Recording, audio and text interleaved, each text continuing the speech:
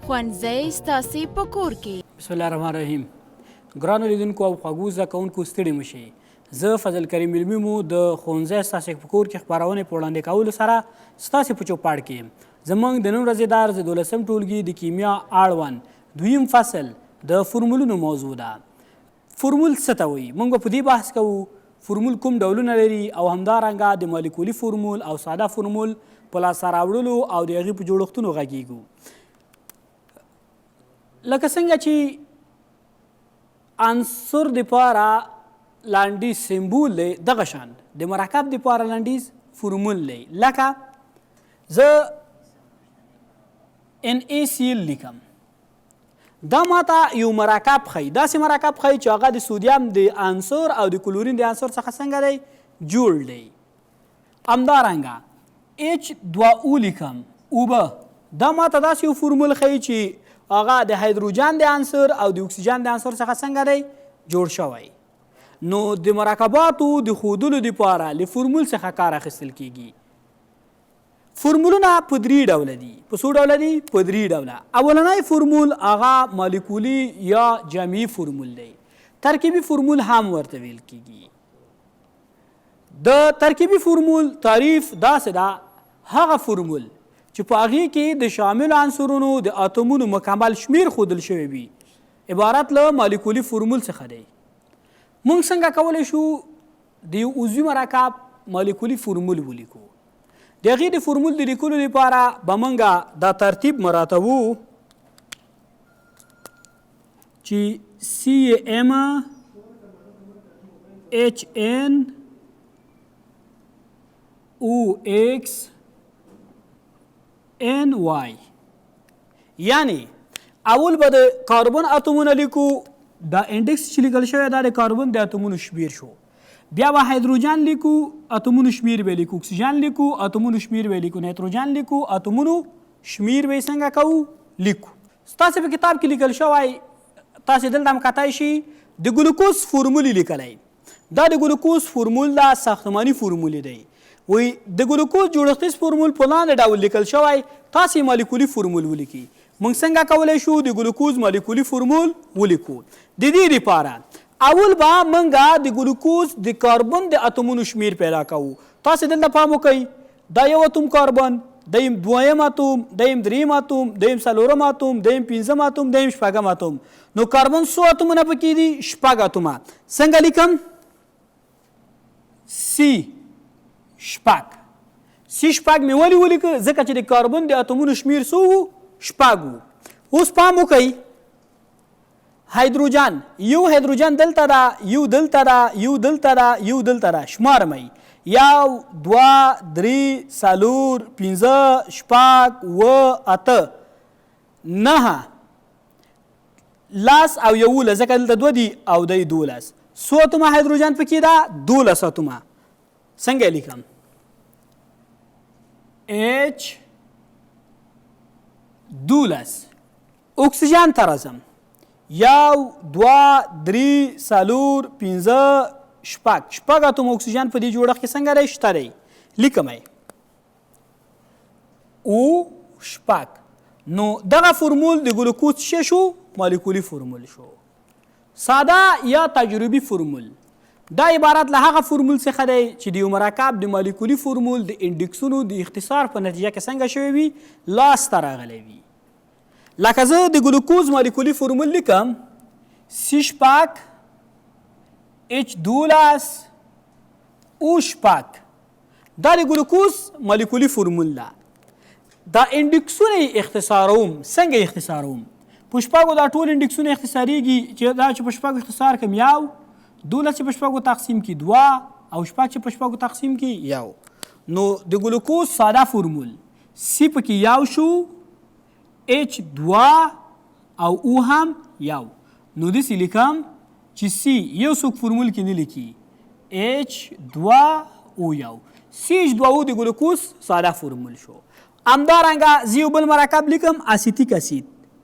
د هغې نیمه مشرح فورمول داسې ده، دا د ګلوکوز نیمه مشرح فورمول ده. د دې مالیکولي فورمول څنګه لیکای شم؟ څو کاربنه پکې دي؟ 2 C2.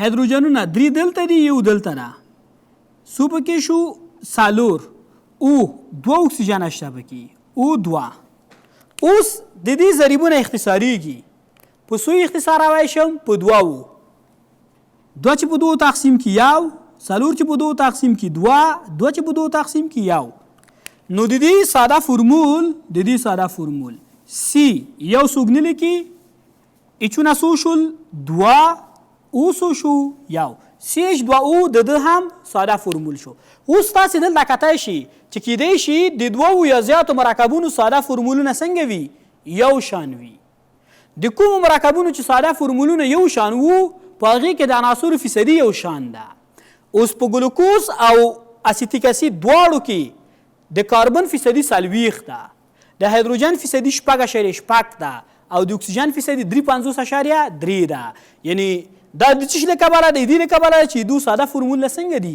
یو شان دي څنګه کولی شو چې د یو مرکب د راکړ شو مقدارونو څخه د هغې ساده فرمول پیدا کو او له ساده فرمول څخه بیا مالیکولي فرمول څنګه کو پیدا کو د دې لپاره اول کوم مقدارونه چې موږ ته راکول کیږي هغه به موږ مول ته اړوو یعنی د هر عنصر مقدار د همغه عنصر په اتمي کتله ویشو دویم په دغو لاسته راغلو مولونو کې کوچنی مول یا کوچنی عدد پیدا کوو او دا ټول لاسته راغلي عددونه پې څنګه کوو تقسیموو که چیرې په دغه مرحله کې تام عددونه په لاس رالل همدا موږ سره د ساده فرمول لپاره انډکسونه دي او که چیرې کسري عددونه په لاس راغلل که چیرې راوند اف کېدل نو د راوند اف د عملیې په واسطه یا هم د ضرورت په وخت کې د ضربولو د عملیې په واسطه یعنې دا ټول عددونه په داسې یو عدد کې ضربو تر څو هغه کسر چې موجود دی هغه څنګه شي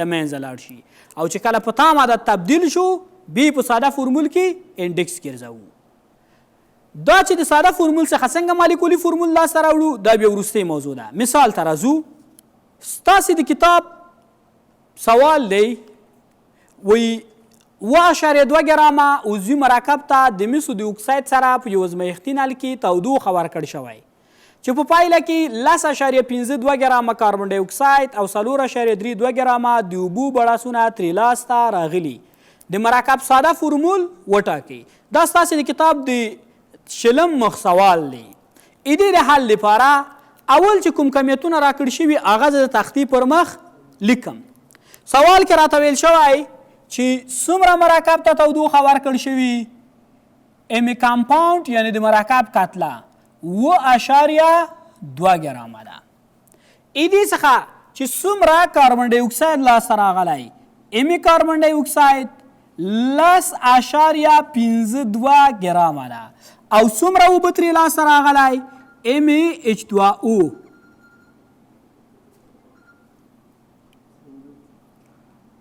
4.32 ګرامه اوبه ترې څنګه شوي لاسته راغلی موږ به د دې مرکب ساده فرمول ټاکو څنګه ټاکو اول په لاسته راغلو کمیتونو کې د کاربن فیصدي پیدا کوو د هایدروجن فیصدي پیدا کوو او د اکسیجن فیصدي څنګه کوو پیدا کوو د دې لپاره لومړی د کاربن فیصدي پیدا کوم اول د 100 ګرامه مرکب د سوځېدو څخه د کاربن ډای اکساید مقدار لاسته راوړم زه لیکم امی کمپاونډ یعنې د مرکب مقدار او امی کاربن ډای اکساید د کاربن ډای اکساید مقدار 100 ګرامه مرکب ته تودوخه ورکړ شوي 2.2 ګرامو ته دنه څومره کاربن ډای اکساید لاسته راغلی 10.52 ګرامه اوس په 100 ګرامه مرکب کې د کاربن ډای اکساید مقدار پیدا کوم یعنې 100 ګرامه مرکب ته چې تودوخه ورکړ شي څومره کاربن ډای اکساید ته څنګه کیږي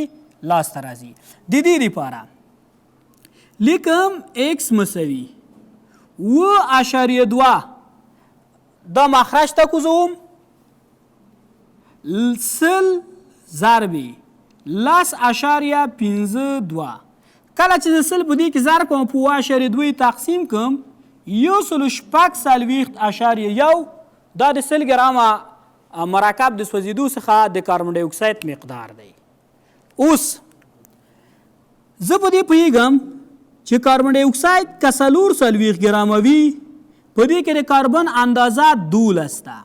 یعنې دلته که تاسو د کاربن ډای اکساید مالیکولي کتله پیدا کړئ 440 ده.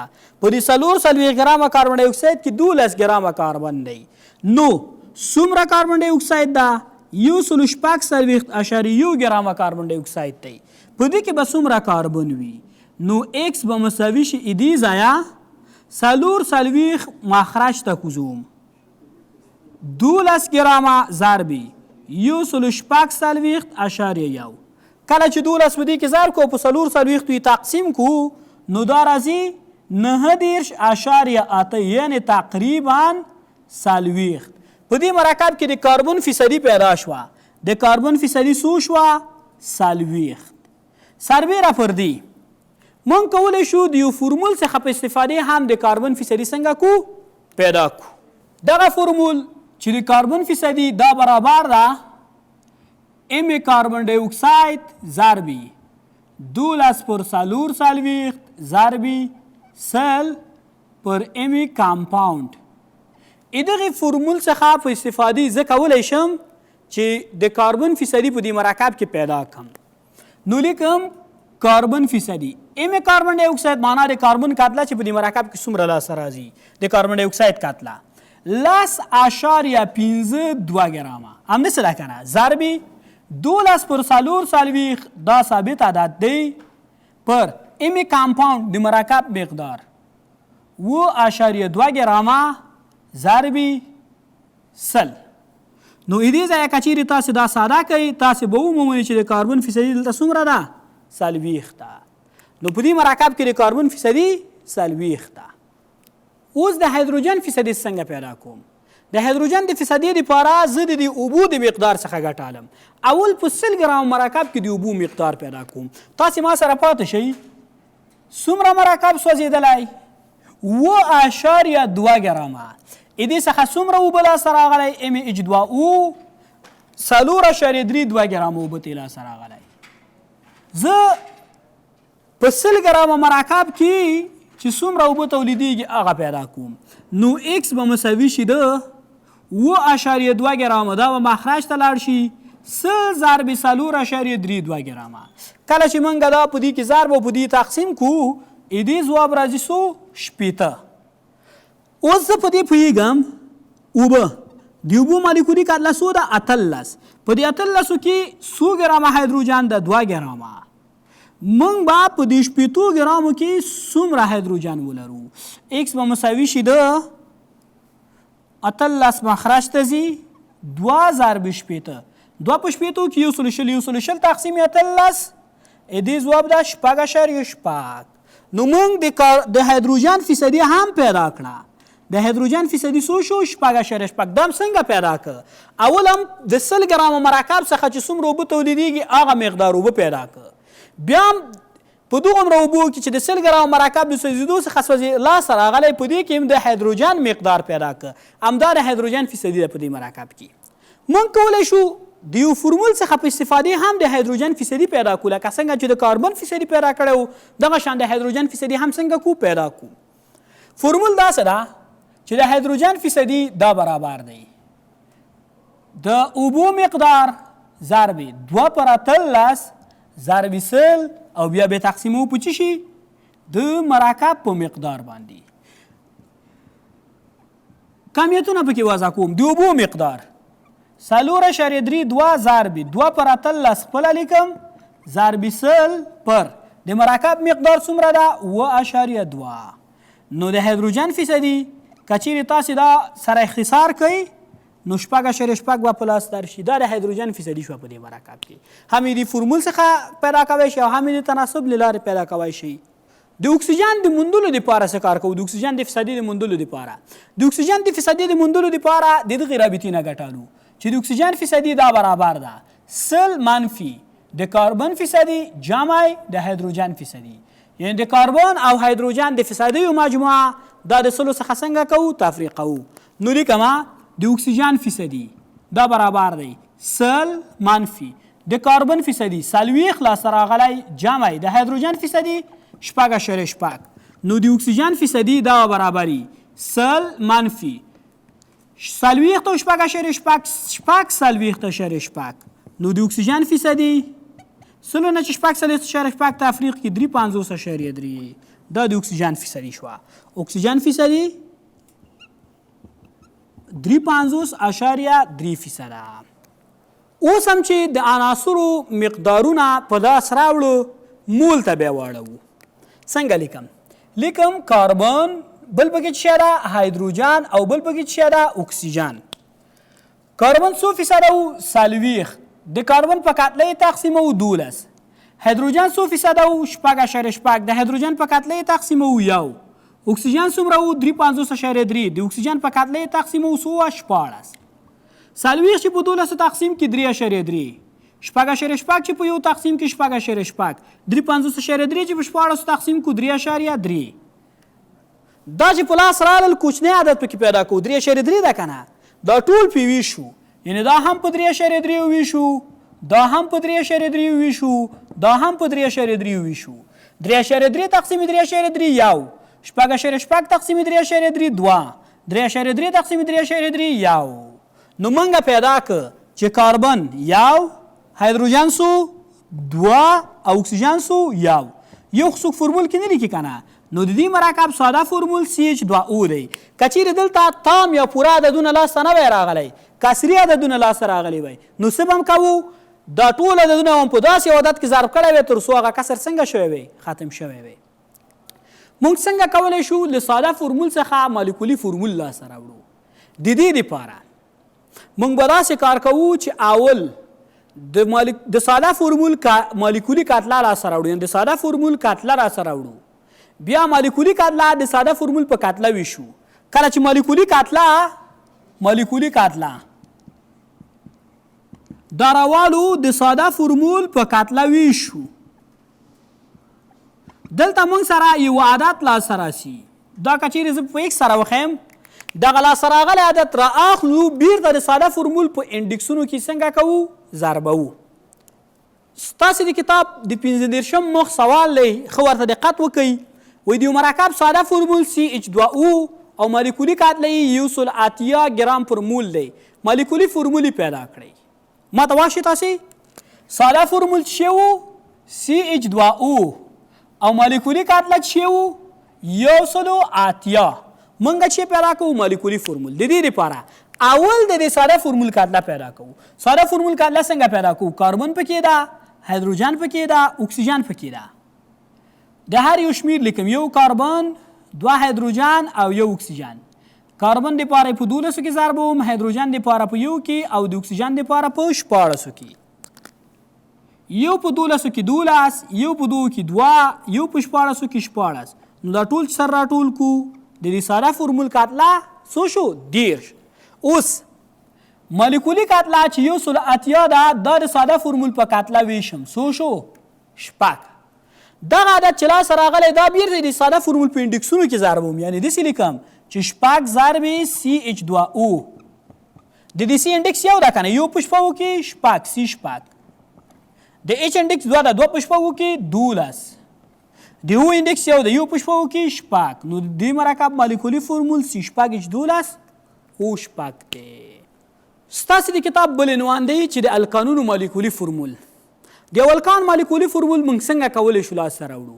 د دې دپاره دا فرمول په یاد لرئ چې CnH2n جمع 2. n دلته د کاربونونو شمیر دی، د کاربونونو څه ده شمیر ده. فرضاً که چیرې تاسو نه څوک پوښتنه کوي د هغه الکان مالیکولي فرمول ولیکه چې یو کاربن لري، یعنې n پکې څو وي یو وي. نو څنګه به لیکو؟ C د n پر ځای یو لیکم که نه، H 2 خپله لیکم، بیا n راغلی د n پر ځای څو لیکم یو جمع 2. نو C یو شو، H 2 په یو کې 2، 2 او 2 4. نو یو خو څوک فرمول کې نه لیکي که نه، د دې الکان مالیکولي فرمول CH 4 دی. که چیرې C 2 شي، یعنې کاربونو شمیر پکې 2 شي، ساده یې درته ویم د کاربونو شمیر به د چنده کې 2 به ورسره اضافه کې په الکانونو کې. نو که C 2 شو، 2 چې 2 چنده کو 4، 2 اضافه که 6. نو C چې 2 شي H به څو شي 6. که چیرې C 3 شي H به څو شي، دا به د چنده کې څو شو 6، 2 ورسره اضافه که H به څو شي 8. که چیرې C لس شي، لس چې 2 چنده کو 20، 2 ورسره اضافه H22 دا چې دو نومونه څه ډول دي او نور څه خواص لري دا به انشاءالله وروسته په القانونو کې په منفصل ډول وایو. مشرح یا ساختماني فرمول دا څه ډول فرمول دی؟ هغه فرمول چې په هغې کې د عناصرو د اتومونو د شمیر سربیره د عناصرو د اتومونو موقعیت هم ښودل شوی وي دې ته مشرح، تشریحي، جوړښتیز او ساختماني فرمولونه ویل کیږي. ساختماني فرمول موږ ته د یو مالیکول په هکله ډیر ځوابونه راکوي. موږ کولی شو د مالیکول ساختمان، هندسي جوړښت دا ټول د مشرح یا ساختماني فرمول له مخې وپیژنو. خو د مشرح یا ساختماني فرمول په پوهېدو باندې تر ټولو د مخه باید تاسې 2 خبرې زده کړئ. یو دا چې که چیرې په مرکزي اتوم باندې جوړه غیر اړیکوي الکترون راځي دا به هم د فضا یو برخه نیسي. دا موږ مخکې درسونو کې دې یادونه کړې ده. فرضاً امونیا ده، د امونیا ساختماني فرمول داسې ده. نو چې په دې باندې په مرکزي اتوم غیر اړیکوي جوړه ده دا به موږ لږ لرې لیکو. څنګه به لیکو؟ لرې به لیکو. نیتروجن داسې به لیکو او د دو ترمنځ به یو ارتباط هم ورکوو. همدارنګه جوړه الکترونونه یو بل دفع کوي که هغه اړیکوي وي او که غیر اړیکوي.